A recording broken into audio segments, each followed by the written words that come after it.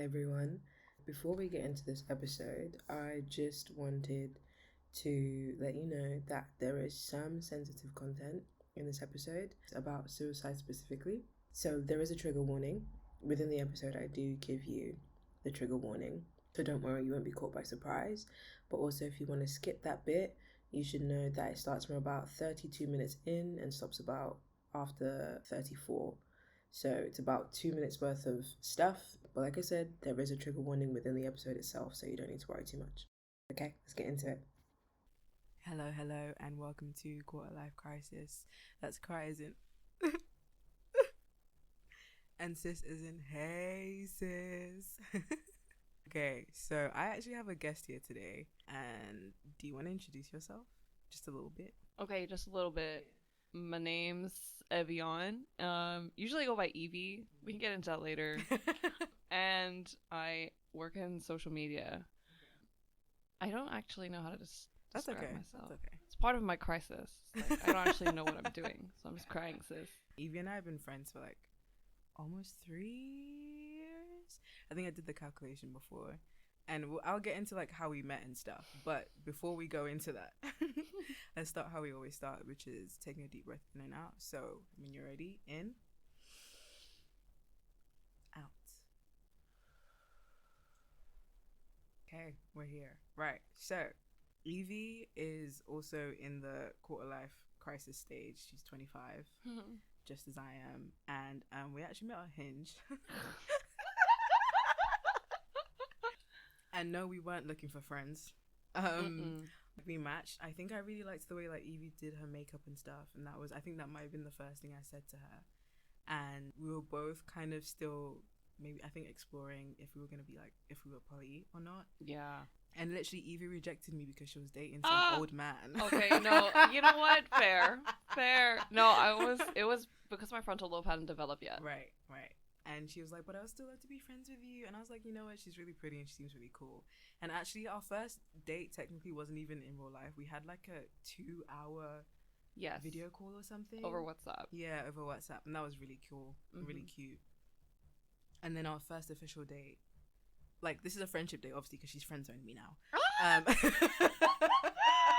Oh my god, I'm screaming. No. Our first, like, official date, I think it was it Pride? Yeah, we didn't realize it was Pride. And then we went all the way to central London. Yeah, we went to, what was that? It's like a niece. Yeah, so we went to Japanese Center, got these Pride-themed mochi donuts. Oh, those were so good. That was incredible. Yeah, and we did some activities in the park. Not sexual. I'm going to edit that out. We just, vibed out in the park, had a great time, had like lots of funky snacks from Japan Center. Yeah. I had a good time, and then I moved to Korea, basically. I think Evie was going to Hong Kong first, so that was the last time I was going to see her, which is so funny, like, to say that we basically only had, like, I guess 2 dates, but we spoke all the time. Mm-hmm. I moved to Korea, and then I think I had, like, maybe 3 months left in Korea, and Evie came with some of her friends. She's actually the only person, other than my family, from London who came to see me, so I'm holding it against. I know, I'm joking. It's fine because Korea's far, but we had a day. It was really fun. Mm-hmm. Basically, I'm just saying that we've been friends for almost 3 years now, and it's been a good friendship. Yeah, we've had adventures abroad. Yeah, like a little mid-season special. Yeah, where we were like, let's just explore. Like I was like, take me through Korea, and it was so good. It was such a fun day. Okay, so we're gonna get to know Evie, and we'll see where this episode goes. We were going to hang out today, and I was like, you know what? I think you'd be a really good guest to have on the podcast. And Evie's probably one of the coolest people I know. No, she is. If you guys saw the way she's dressed right now. Oh my god. Bro, I'm like in beige and brown and black and like dressed like a man going to the office. No, I'm joking. Not the office. Oh, hell no. A man could never. Yeah. And Evie's like in super hot pink and the best denim skirt I've seen in a while. And she looks great. Thank you. Evie's from Hong Kong. I don't know if I already mentioned that. But she moved to London. When did you move to London? You went to Exeter first, right? I went to work first. Oh, work. Okay. And then I went back to Hong Kong during COVID. I was freaking out because I didn't have a job. So I came to London for a master's. That was like 2020. So I've been here like 4 years. Okay. And I think, was 2020 when we met? No, 2021. Yeah, it was 2021. So do you want to tell us a little bit about like the journey from Hong Kong all the way to London in a bit more detail? Yeah. So from Hong Kong to London, it's a very fraught time. COVID was peaking at the time. It was having its little era. So I just finished an English literature and creative writing degree. And, you know, English students usually just get into marketing or comms. Yeah. And I didn't know what to do in my life. That was like my first life crisis. Yeah. And then I was like, I always wanted to kind of get into journalism because I was working at the student paper when I was an undergrad. And so I applied for a journalism course in London. And then I came all the way here. But then there was like the year I was doing my master's, I was very undecided about whether or not I wanted to stay. Mainly because lockdown was so depressing. Because it was also a bit silly of me. I literally spent a bunch of like really important days all on my own. So Christmas, New Year's Eve, my birthday, Valentine's Day, Oh my God. Lunar New Year, Okay. all of that, just like alone in a room. And I then was just like, my master's was not as fulfilling as I had hoped. It was mainly the people that didn't make it for me. It was not the best environment to be in, which is not surprising because it was an international journalism course. There were some characters. To give an example, a lot of them were like, I want to be in the front line reporting about war.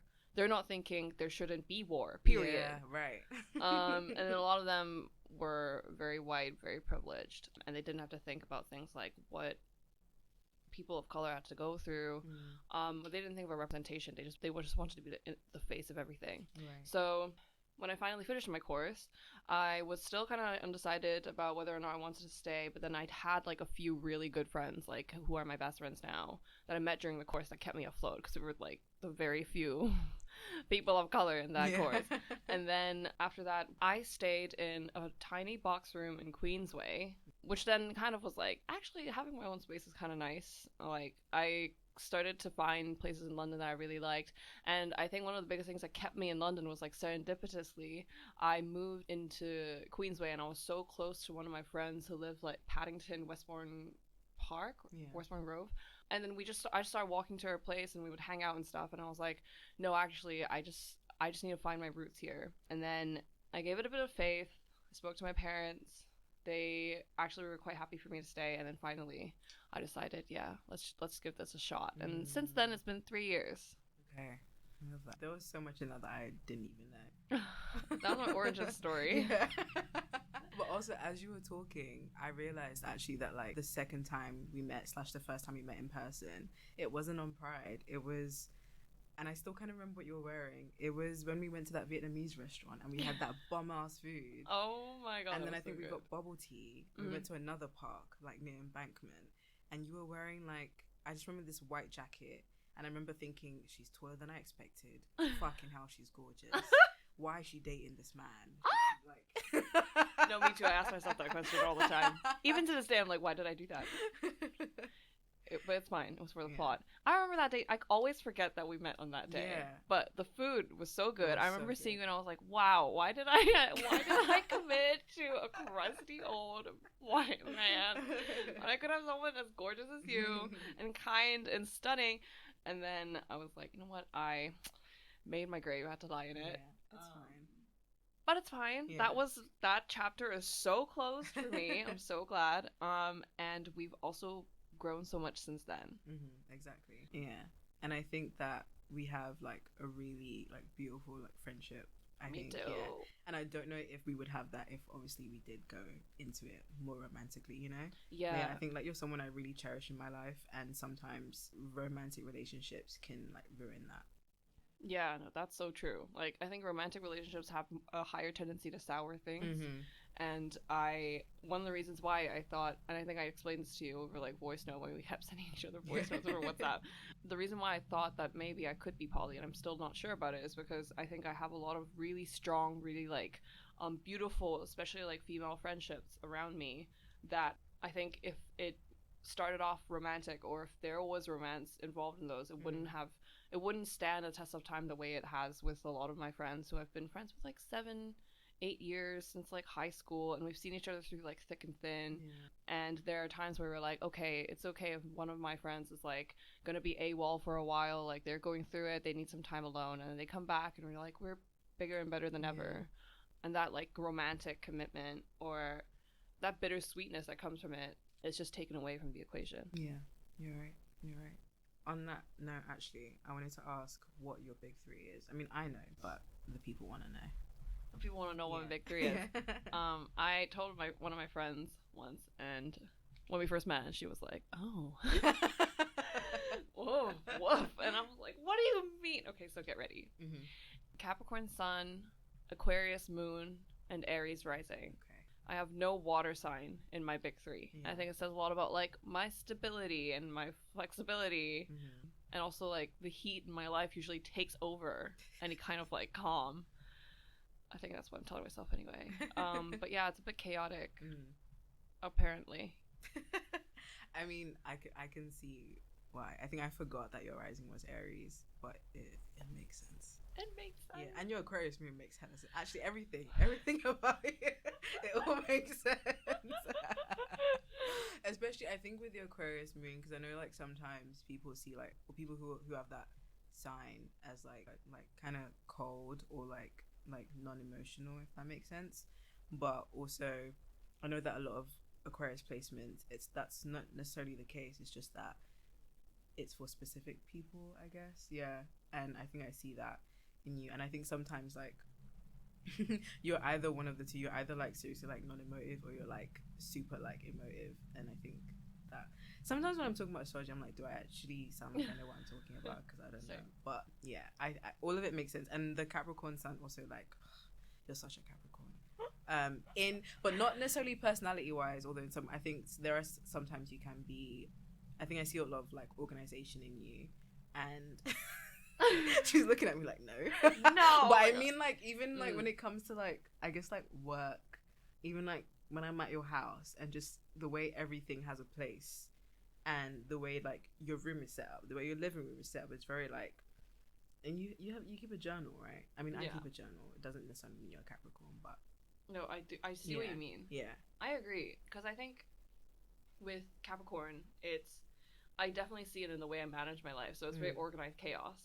The chaos is my Aries coming through, going like, I want to do whatever I want, and then afterwards, like the way I think the Aries in me also dresses me. Yes, absolutely. Without hesitation, thank you. So it really does fit. It is an Aries rising, and then the Aquarius. I agree. Like I think my affections and like my intensity and my passions are very focused on the people that I really cherish and like I hold close to me. Because I've had a lot of friends who first met me and they're like, you're a bitch. That was always their first impression. They were like, you're really intimidating, you're really scary, you're just like, you know, super quiet, but like you just look so scary because of the way you're dressed. But then they get to know me, you're like, oh, you're kind of lame. I'm like, yeah, get with it. No, I love that. I'm actually gonna like say what my big three are, just so I think I want to be analyzed a little bit by you. Okay. So yeah, Pisces sun, Taurus moon, and Gemini rising. Why did you look at me when I said Gemini rising like that? I mean, okay, I'm gonna be so real. I don't know enough about either three of those signs. Okay. I only know that my exes, a lot of my exes had like they were Taurus sun. Okay. Not Taurus moon. Yeah. And Pisces, I know from the song Panic at the Disco, which is LA devotee. And I also know Gemini from when Doja Cat sang about Gemini can't trust a big butt on a Gemini. Right. But in your case, I can definitely trust a big butt on you, despite being a Gemini rising. Yeah. You know, like talk me through how you think it fits. Okay, I think with my Pisces sun, I can be, obviously it's a water sign, so I guess sometimes I can be like quite sensitive to things, and also I can be very up in the air, like up in the clouds, I would say sometimes, and I have like a lot of fantasies, but sometimes to my detriment, in that like I will tell myself lies about things. It's like real. And I'm like, bro, be honest. And it's like situations that are not, because I think there's always like someone's like, am I lying or am I just manifesting, right? And so there's that part, but then there's the part in like where it's literally, I will imagine that all my friends hate me, and all it takes is for like one person to, I'm like, yeah, see, I was right. They did this and this, yeah, like that. That's what I mean. Like, it's very, and I have to be like, girl, calm down. That is not the truth. Tell yourself the truth, and not this like image that you have. And I think also with the Pisces, we're very like, we give like chances a lot, but then it's one of those things that once we're done, we're done. Like, I might give someone, I don't know, like 100 chances, but once I'm done, it's like, no, that's it, kind of thing. I think with the Taurus moon, I just want to like thank the universe for giving me a Taurus moon, because with a Pisces sun, if I didn't have something to ground me, bro, I wouldn't be here. I would be up in the sky, bro. Like, oh my god. I think my Taurus moon is maybe sometimes another like maybe like anxious part of me, because I think it's the part of me that's like, okay, I've got a plan ahead. I have to make sure like this is done. I'm making sure that whatever is happening, I'm putting in my calendar. Like, if I'm going somewhere in 2 days, today I'm thinking about what I'm gonna wear, how it's gonna look, I'm trying it on, and it's very kind of like, I guess, strategic in that way. But also, I really like comfort, and that's why I think that's probably why I'm a bit of a homebody. And then the Gemini rising, like, that's the crazy one. That's the I think that's the one that makes people, when they first meet me, think that I'm an extrovert, even though I'm an introvert. It's the one that's very like, likes to try loads of new things. Like, I'm always like, okay, I'm gonna skateboard, I'm gonna crochet, I'm gonna do pole, yeah. It's very like all over the place. But it's also, I think it's maybe also the part of me that, yeah, is more kind of like outgoing. I mean, all of them can be, but yeah. No, I really see that alignment for you, because I think it's true. I think when I first met you, and I did think like, oh yeah, she's an extrovert, she's so full of life, like she's really, like she's just like full of character. And I think then when I really got to know you, I was like, you're more introverted, and I really appreciated that, because I think I am constantly surrounded by extroverts, and it's just very exhausting sometimes. And I actually really appreciate times where like we could be exactly what you said, having that kind of comfort, staying at home, and like just feeling grounded and feeling like, oh, I can take a break from all of this. Not that I'm really good at that. Like, I literally looked at my calendar and was like, I have something planned until every single day until the 1st of November. What is wrong with me? The thing is, I will be looking at your stories. I'm like, Evie's out again. I'm like, how does she have time for all of this? I'm like, but also at the same, half of me is obviously jealous, because I'm like, this looks really cool, this looks cool, especially if it's something that I think like I'm into or whatever. I'm almost like, bro, she's been out every single day. How does she have time for this? How is she not tired? I don't. Oh, I am. I am so tired, but I just keep going, I guess. Because I think, like, in the same way you have Gemini rising, my Aries rising is kind of like, just keep going. Just go out. I want to do this, I want to do that. And I'm like, my Aquarius moon's like, girl, please. And, like, I also, when you talked about your Gemini rising, I also really see that. You are so proactive. When you do want to do something, you'll do it. And then when you're like, actually, that's not for me, then your Pisces sun comes through and it's like, okay, you know what? The chances I've taken to do this thing, it's time to move on. It's a time to invest my chances in somewhere else. So I think I really see your big three working for you too. Okay, thank you. This was cute. I know we deviated a bit from like the Hong Kong / like UK thing, but I want to go back to it and kind of ask you, how would you say the UK is different from Hong Kong, like for you specifically as well?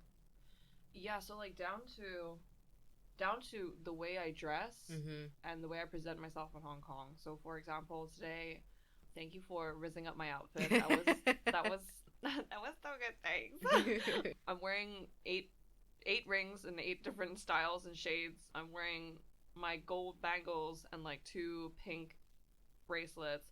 One of them has like yellow and like blue charms, which is, you know, pansexual flag. That's what's giving. And then I'm also wearing a hot pink shirt with like a Betty Boop, but as cherries. Betty Boop.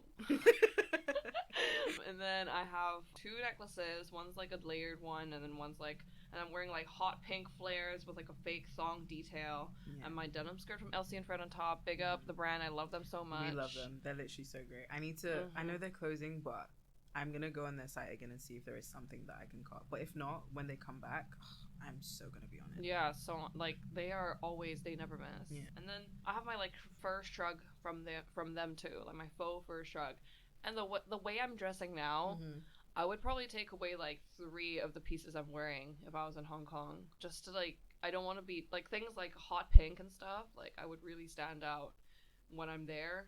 I just feel like less comfortable to be myself because I think in Hong Kong intrinsically it is a lot more conservative, and they're also, it's also, home is so complicated for me because I also don't know if Hong Kong is necessarily home anymore. Right. My family are there and I consider them to be like part of home, but at the same time I'm like, maybe home is not something that's really physical to me anymore. But when I'm in Hong Kong, it's just like I need to show less of myself than I would here, where I'm very happy to just be who I am and like where I want, like have a lot more freedom and individuality. And also the element of like seeing people I know from high school. In Hong Kong, the world is genuinely so much smaller than that if I went out wearing a certain fit or like looking a certain way or doing my makeup a certain way. Yeah. I know that I'm going to get a lot of stares. I'm going to be a lot more wary of getting like harassed in public. Not that doesn't happen in London. Like that happens in London a lot, but I also feel like in London, the people I surround myself with are just going to be also like going the same level of maximalism, Yeah. being really like accepting of my maximalism, and we would like beat the bad guys Yeah. together. But yeah, in Hong Kong it's very different. It's just if I bump into someone in high school, they probably judge me, or like they would tell their friends about it. And it's just like the gossip train and things like that. Like it's just not. I'm just not as comfortable there, and I do dumb down the way I look because I'm like, it's just not worth risking it. And I've accepted that I can't really be myself there. So in the UK, I'm a lot happier in that way, where I can just be super comfortable with who I am. But at the same time, I do miss my family a lot. Like I miss them being here. Not that I've really been here very much, but like I just miss being around them.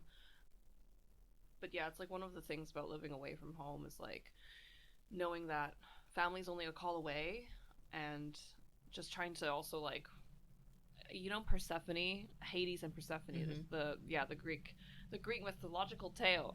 It's like knowing which kind of seasons and like trips I can go back and see them and like spend a bit of time with them, and know that it's not gonna like last forever the time that I'm there, but the memories will. So that's most important.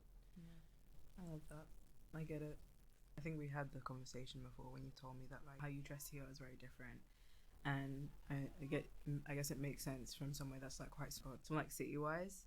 But since we were speaking about your style, I wanted to know like what influences your sense of style or fashion.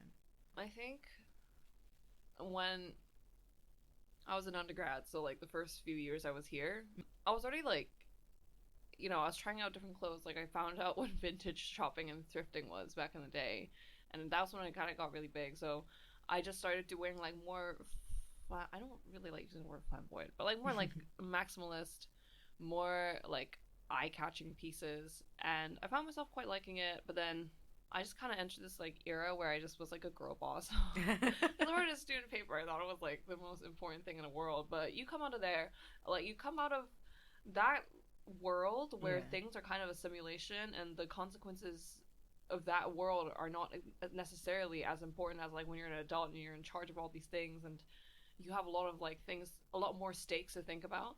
So back in that time, I was like, oh my god, my job is so important because I work at the student paper. I need to dress the part. So I had this era where I was like a girl boss. Yeah, I was not proud of it. Was not a proud time because like I was really just relying on fast fashion on a student budget. But I will say, first of all, that a lot of the fast fashion I bought then is still here now with me, so it's not exactly fast, is it? Yeah. That's how I feel whenever I was the same in uni doing the like shopping fast fashion. Also because it was all I knew, and I didn't even know what the difference was. And obviously we only have so much money when you're a student. Yeah. But same, like a lot of the things that I have from back then I still have, or have given away to like someone who still wears them and stuff like that. So yeah. Yeah, exactly. There was a really different expiration date for these clothes. Like I don't just buy it, wear it once, and throw it away. Yeah. That would be atrocious. I would not forgive myself for doing that. I've never done that before. I've always at least like worn something like multiple times where I gave it away. Yeah. And most of the time I just kind of kept it. But I didn't used to wear any makeup back then. So for 3 years, for the entirety I was an undergrad, the most I would ever do is like, I learned what tight lining my eyes was, because one of my best friends was like, you can try that, and I was like, what is that? And it just started with me poking into my eyelid, and I was like, what am I doing? Because I was dating someone who was very toxic. Okay. And he was like, I don't like girls who wear makeup. Like, they'll get like foundation all over my like white hoodie. Girl, please. Yeah, so I was like in my not like other girls era, so I was like, let me mold my entire personality and style to fit this man's desires, which, you know, I don't do that anymore. You know, it's been a lot of lessons learned. But then when we broke up, to cope with the mess of it all, because it was a very, very messy breakup, I decided to binge watch Euphoria.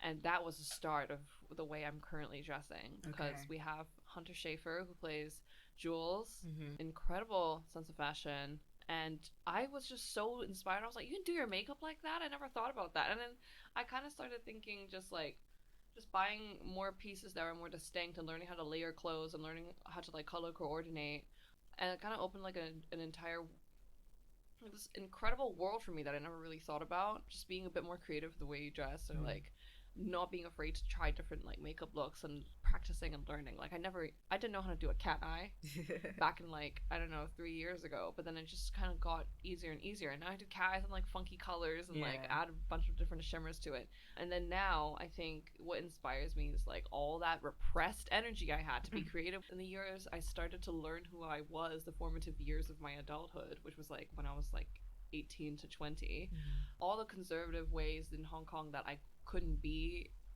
like dress a certain way. I'm like, now that I'm here, I'm like, I can wear what I want. I'll try out this funky, you know, denim skirt with pants look if I want to, and what's gonna happen? They're gonna get on the street and try to rip it off me. Goddamn.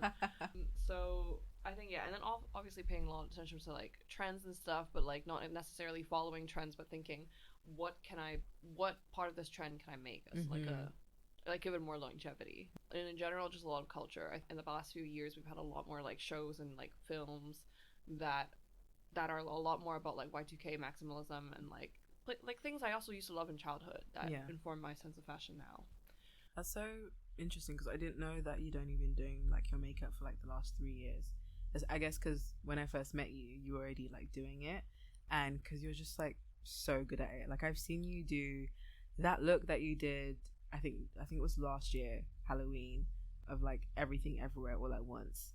The donut look, that ate. That ate. The donut ate. The donut ate. It was so good. And like I thought, I don't know, you've been doing it for at least, I don't know, 10 or something. I don't know. So it's only been doing it for 3. It just blows my mind. But I guess also when you really enjoy something, you like dedicate time to it and dedicate time to learning, then it makes sense that would be this good at it that fast. I always liked art and like things like painting as a kid, but then because of the school I went to, this really conservative all-girls school, they were like, if your art's not like Picasso level, you're shit at it. And I was like, well, excuse me. So but I kind of learned to not like it anymore because I wasn't good at it. Very Asian parent, well, just POC like parent instilled attitude, internalized criticism, and self-hatred kind of, and just being like, if you're not good at it, just give up. And I think when I finally started doing makeup again, I was relearning, actually I love doing this. This is like painting. This is like art to me. It's just like putting some art in your face. Like this is so much fun. I get as weird as I want. And I'm really glad you like the donut look. I really didn't know what I was doing, because I had to paint in between my eyes this donut.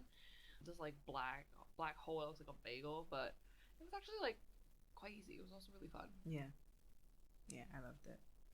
Okay, so how do you deal with difficult or uncertain times in your life? Oh my god. I know, I'm going straight into the deep end after we've had all this. No, you gotta mix it up. Yeah. So whenever I deal with like harder times, the first thing that comes to mind is like writing. So 2 of my grandparents passed away this year. It was just such a turbulent time, because like, I don't know, I just thought, being 25, like, things would be chill. It's gonna be another year where like I get to like go to gigs and stuff, which we'll get into that later.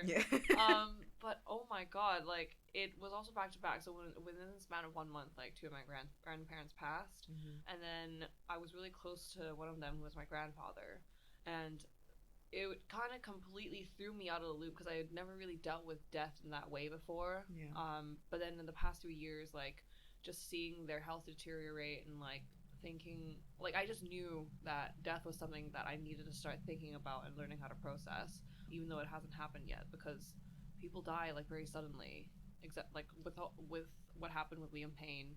And I was a very insane. big, oh my god, that was crazy. Yeah. And I was a huge One Direction fan, and Liam Payne was the first One Direction member I really liked. Mm-hmm. And then became Harry Styles, Jesus. But then I was really obsessed with him at the very start. And then so, like, thinking, like, seeing a childhood icon, like, just suddenly pass away was crazy. And I was on the tube just coming back home from something, and I was thinking about, like, damn, there's been a lot of death this year. And then I started thinking about my granddad again. But I think the way I can think about and talk about him in a way that's not like in the past on how to deal with grief and how to deal with really difficult situations, I wouldn't really know how to think about it. I would keep it very private and just not bring it up and act like it never happened. But then that's just really unhealthy. But then when I went to my granddad's funeral on the flight back, because I had to come back for work and had to, like, really rush back and stuff, I just was bawling my eyes out on the plane. And I wrote 17 pages in my journal. I just wrote and wrote and wrote, to the point where this guy next to me, bless him, he was really nice guy. I've never sat next to a nicer guy, nicer person on a plane, period. Because he just turned to me, I was like, do you want a tissue? I was like, no, I'm okay with that. But yeah, writing a lot has been super, super helpful. And also especially, like, writing things with my, like, handwriting things. Because I feel like the physical gesture of it is, like, it feels like I'm expelling all of the thoughts out, right, and keeping and retaining things that I find really important, but especially, like, the good memories and stuff, cementing them in my writing. And also talking about it and going to therapy. Like, I cannot stress the importance of that. I think I only really started going to therapy in 2021 is because I had, like, we could get free therapy and free counseling through my like, at uni. It wasn't very good, but then I just started feeling like, actually, it's really nice to be able to just talk and not have to hold myself back or, like, worry someone else. Like, I can just say every single thing on my mind and it would be fine. So that was really helpful. And also, I just, in the past, like, other, like, really traumatic and difficult things have happened to me. Like, my dad had cancer twice, and both of those experiences, I didn't write about them in a healthy way. So, like, I was doing a creative writing degree at the time, but I was channeling all of my pain into, like, not writing, but, like, something that was artistic and intellectual and academic. Yeah. And it wasn't the healthiest way. It became a thing where I felt like the only way I could write well for my course was if I was depressed. And that is just a really terrible way to go. Yeah.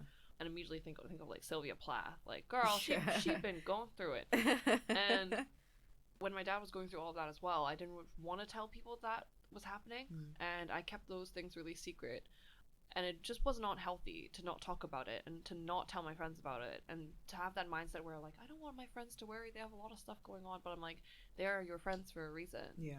So I learned throughout the years, especially during COVID, I was like, I actually need to be a lot more open about my experiences. Yeah.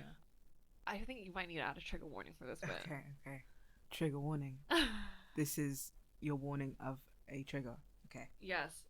For the next, like, minute. So what really opened my eyes to, like, speaking about my experiences was when I was in lockdown. I called Samaritans on a really bad night.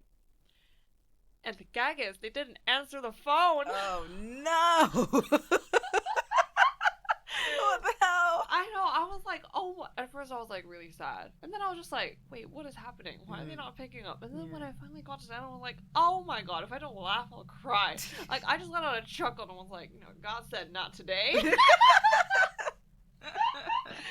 And then I ended up making, like, this news package about it, because we were, like, I was doing a broadcast course. So I just kind of recorded bits of it, and, like, I submitted it to my tutor, and I was like, and then we, like, broadcast it with our, like, newsroom simulation, so we had to act like we were running a radio station. And then they basically were like, you can't say that kind of stuff, you know, you can't encourage things like that. You can't encourage people to hurt themselves. But then again, it's a really important story. This is the other way you could have, like, presented it, blah blah blah. And I was like, okay, then that was a good learning experience. Right. And then also having to go up in front of my classmates that I don't like and be like, yeah, I made this I made this news story. I'm in charge of it. The idea came to me because, you know, some people just going through things, you don't know about it. But like having to talk about that made me think like, no, actually it's good to talk about these things, because people could be in a really difficult place and they like you wouldn't know about it unless you spoke to them or unless you opened up. And it's also a really healthy way of processing your emotions, because if it all stays in your head and it doesn't come out, you don't get to check those thoughts. It could just really eat away at you. So like when you were talking about like your Pisces sun, for example, how if you think like one of your friends really, if you think like all your friends hate you and just one friend confirms it, like that kind of negative reinforcement is so easy when you just don't talk about those feelings and those like delusions. Absolutely. I mean, I have a lot. I'm like Delulu core all the way, so I completely get it. But yeah. Okay. I mean, that was really good knowing about how you deal with stuff. I know, like, after your granddad died, because I think we saw each other shortly after, and I think, because we do talk to each other about, like, difficult things, but I think that was probably the most, I think, you know, in friendships, you have, like, moments of, like, okay, you kind of reach different levels, I guess, of a friendship, kind of like a game or whatever, and I think we reached, like, another level, I guess, of you, like, kind of telling me how you were feeling. And I know there was a whole thing of like if you were gonna go to, because you wanted to go to Hong Kong and then like a gig and stuff, and there was a whole like mad time. But I do think it's very important, one way of dealing with things is like talking things out, and like you said, not keeping things in. Because I had a situation with a friend like earlier this week where I, for some reason, again, I was telling myself that like she didn't want to see me as much as I wanted to see her, and like she didn't care about me as much or whatever, and that wasn't the case. But I think in a way that helped me was me telling her that I felt that way, literally all because of a text message. She was like, I don't know if I can wait that long, can you do something else? And all of a sudden I was like, she doesn't want to see me, she hates me, and I cried. And then we ended up seeing each other because I was able to move stuff around, and I told her that happened. She was like, what the fuck, bro, I love you. You know, it's things like that. And I don't think we have that much time left, but as you've talked about how you deal with like uncertainty, and I think something that maybe has been an undercurrent of this episode, I think because we are friends, is like we know that there's a place that we belong within each other's life. And I know there's a whole like loneliness epidemic. People are struggling to like find community and to belong and stuff. Do you have any advice for someone who's feeling lonely, or who feels like, you know, they don't have anywhere they can go outside of the home, outside of work? So I think like loneliness is so real, and that was my most dominant feeling when I was in lockdown. And I think a lot of the times that I reminded myself there's a world out there that I can go to and I can experience. If I want to not feel like I'm stuck in my own head, is I consume so much media. I watched so many films in that time, just so many like films I didn't expect to watch, or like things I really wanted to watch, and things that I didn't even like, films I never heard of. And then I just was like, you know what, let me just pick something random, because I just wanted to be in a different world. And I think there are some dangers like with that. You don't want to be completely, you don't want to like lock yourself up and stuff when you're feeling lonely, but that's like a good way of kind of finding, oh, actually I really like this film, or the scene in the film was like really inspiring to me, I want to kind of like try it out. For example, if the character goes to a cafe and like starts to sit down and like people watch, you could totally do that. And feel like less alone, because you're like kind of surrounded by people, but you also have like that peace to yourself while you're in that space. And also by extension of that, I think listening to music has also really helped. My taste in music developed like extremely quick when I was kind of locked up on my own, and I was feeling really, really alone, because I was like, I want to dance alone in my room, and I want to feel like I'm just doing some kind of activity where I can be goofy if I want to. And music's really powerful, because someone I used to work with once told me that like mushrooms, for example, are formed from vibrations, and vibrations are what kind of keep us like going, because you get that feeling like when the bass hits, like when you're at a gig and stuff like that, you feel suddenly full of life, because like all of your senses are like at its sharpest. So things like listening to music is so important, because it's like you also tend to like remember songs and stuff when you're doing anything in your time, and you just feel less alone, because you're like, oh, I can kind of have like a soundtrack in my head when I'm doing these things, and that's a bit more. It makes mundane things a bit more entertaining, and makes moments when you're feeling alone, it could really like lift you up. Never gonna let you down. But you can also run around and desert that loneliness Because the last thing I was going to recommend when you're feeling alone is like going for a really long walk. I cannot stress how much I love going on the longest walks ever. I once walked the entirety of Cardiff, from Cardiff Bay, from the center of town all the way through the bay, along this giant, super long nature trail. Got lost in this weird Olympic Park area and all these like these like docks. Yeah. I was just walking around like, wow, the world is so big. There's so many things, and I would come across like shopkeepers and people who were like really nice and lovely. And I just felt less alone, but at the same time, so fully in control of my autonomy. I was like, I can literally walk if I want to. I can go home if I want to. And that loneliness contrasted with this level of like individual freedom is just so empowering. And it makes you feel like a lot more tethered to the people around you and the world around you. Yeah. So I think that's the advice I would have. The 3 points. All right. I love that. Okay. Well, that's all we have time for. But this was so good. I enjoyed that so much. And I feel like I learned some things about you that I didn't know. And yeah, I'm just like super grateful to you. Because I know even when I suggested this to you, I was like, she might say no. No, I wouldn't. But yeah, thank you for not saying no. Thank you for coming. I love the Japanese, you know. I hope that you found this helpful and that you learned about Evie. And do you want to tell them where they can find you? I'll put it in the description box as well, but if you just like say. Yeah, so my Instagram handle's Evianne Water. Yeah, I go. Oh my god, Instagram handle ever. It doesn't help with the search results. When people search my name up, they get Evianne water bottle, okay. like giant packs of it. I'm like, god damn it, maybe I should choose something else. But yeah, Evianne water. I go by Evie here because it's just easier. Also, I just feel like, you know, young and zesty. Yeah. But you can call me either. And thank you for having me. This was so much fun. Yeah, this was amazing. I'm glad you had a good time. Thank you for listening to Quarter Life Crisis. I hope you'll stay a while and then meet your ears again next week. Bye. Goodbye. Hi, it's me again.